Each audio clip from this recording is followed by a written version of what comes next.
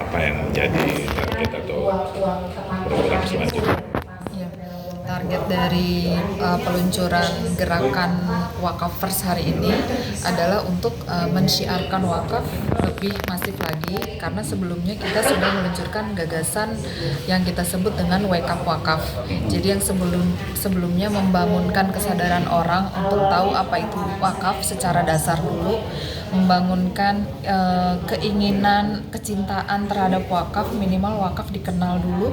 Karena itu campaign kita waktu itu campaignnya dasar, seperti kemasan campaignnya adalah menyajikan wakaf semudah dan semurah minum kopi.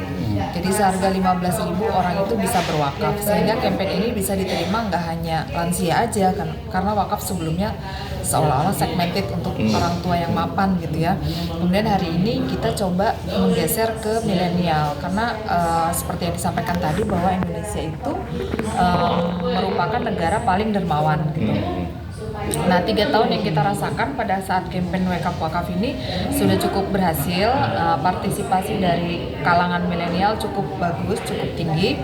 Nah, sehingga sekarang ini campaignnya lebih advance lagi. Harapannya anak-anak milenial dan mereka-mereka yang mapan juga yang tergabung ini menyebarkan nilai wakaf ke circle-nya mereka, sehingga secara menyeluruh semesta ini mendukung gerakan wakaf gitu, sampai namanya semesta kan seluruh dunia dan seisinya seperti itu.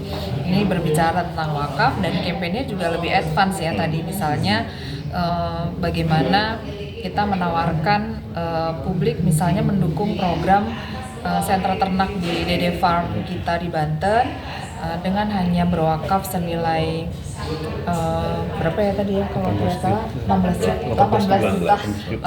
juta itu mendapatkan benefit free kurban selama 10 tahun seperti itu salah satunya. Jadi lebih kepada bagaimana wakaf menjadi social investment bagi masyarakat, tidak hanya harus beda daripada infak. Itu sih harapannya. Okay. Bu, itu kan sebelumnya itu sudah ada program Wake Up Wakaf ITB itu. Itu untuk fundraisingnya berapa Bu untuk yang tahun kemarin itu? Total yang tahun lalu itu kita mengalami peningkatan sebesar kurang lebih 80% di tahun sebelumnya, karena memang kondisinya kemarin ada isu COVID meningkat. Kita campaign ambulans, dapat 6 ambulans, kemudian rumah sakit, wakaf rumah sakit lapangan ya waktu itu yang membuat campaign wakaf waktu itu cukup diterima gitu, jadi cukup tinggi. Nah, tantangan tahun ini bagaimana kita bisa memproduktifkan aset-aset wakaf itu gitu. Jadi kita banyak banget aset yang kita terima dari publik. Bagaimana cara memproduktifkan aset itu sehingga itu menghasilkan gitu, bisa mensejahterakan para mauquf alaih. Itu sih PR-nya hari ini. Ini target yang dibidik 8 miliar di Wakaf First.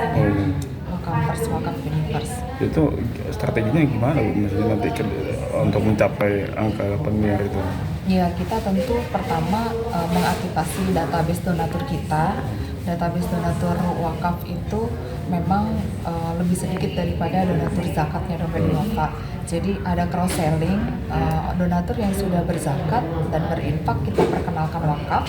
Kemudian juga kita memperluas awareness, meningkatkan edukasi dan literasi kepada masyarakat luas dengan influencer. Kemudian kita melakukan campaign melalui digital, lalu beberapa media massa juga itu kita gunakan, talk show, diskusi di komunitas-komunitas seperti kampus dan lain sebagainya, seperti itu. Tentu kami tidak bisa semasif produk-produk komersil karena kami dibatasi ya untuk operasional, sehingga kami mengoptimalkan media yang ada dan juga bekerja sama dengan berbagai pihak yang bisa mensupport campaign ini gitu. Seperti itu. Oke, terima kasih.